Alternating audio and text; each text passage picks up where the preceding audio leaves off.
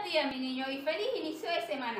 En esta oportunidad continuaremos trabajando el tema de las manifestaciones literarias, como son la prosa, el verso y los poemas.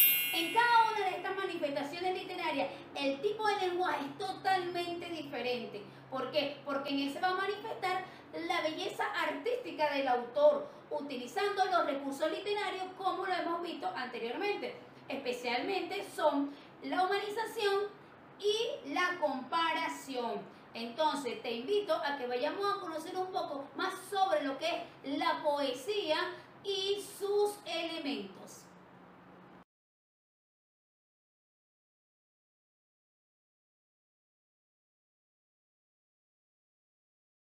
La manifestación literaria que vamos a hablar el día de hoy es de la prosa. La prosa es el estilo y la forma de lenguaje que usamos comúnmente cuando hablamos y escribimos, es decir, es la forma normal de hablar y de escribir.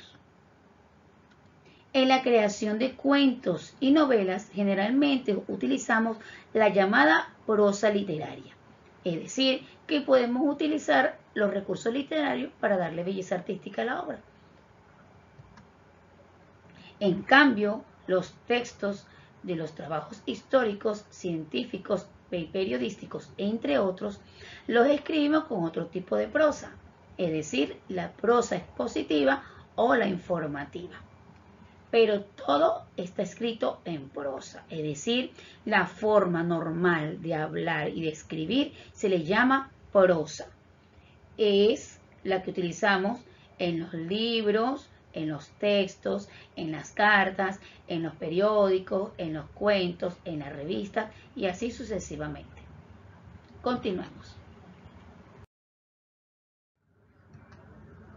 El verso es una forma de expresión que se caracteriza por crear ritmo y musicalidad.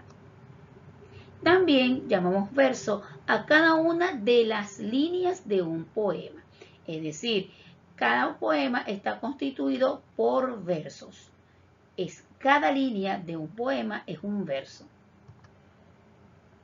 Decimos que hay rima cuando los sonidos finales de los versos son iguales o son parecidos, a partir de la última vocal, y allí creamos un ritmo y una musicalidad.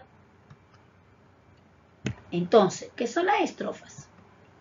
Se le llama estrofa a un conjunto o a una agrupación de versos. Es decir, el verso es cada línea y un conjunto de líneas se convierte en estrofa.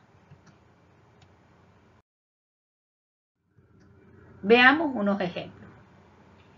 Amarillo es el patito, amarillo es el limón, amarillo es el pollito que sale del cascarón. Entonces, si queremos definir qué es un verso, la primera línea que dice amarillo es el patito, ese es un verso. Amarillo es el limón, es el segundo verso. Amarillo es el pollito, es el tercer verso. Que sale del cascarón es el cuarto verso. Y todo esto junto es una estrofa. Aquí tenemos otro ejemplo. Y tenemos un tercer ejemplo. 5 pollitos tiene mi tía, uno le salta, otro le pía y otro le canta la sinfonía. ¿Dónde está el ritmo y la musicalidad? Veamos aquí, donde dice tía, pía y sinfonía. Entonces, ia, ia, ia. Allí encontramos el ritmo.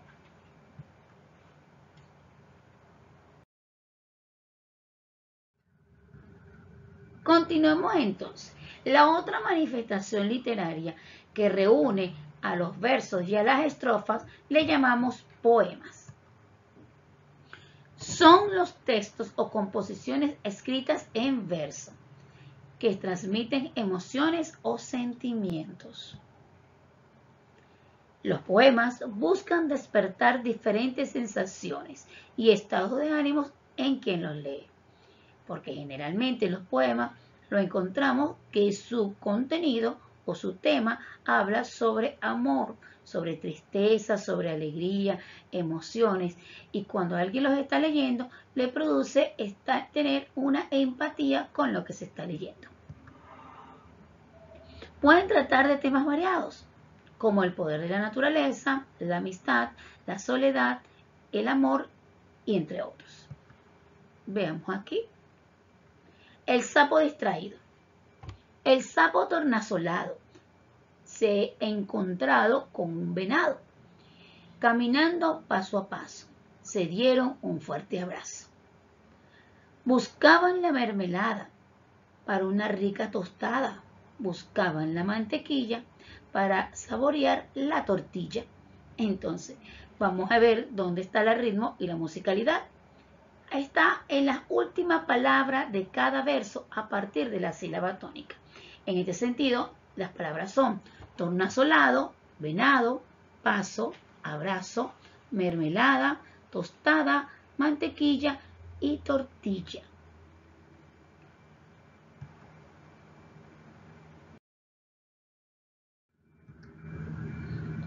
Vamos a ver entonces ahora la clasificación de los poemas.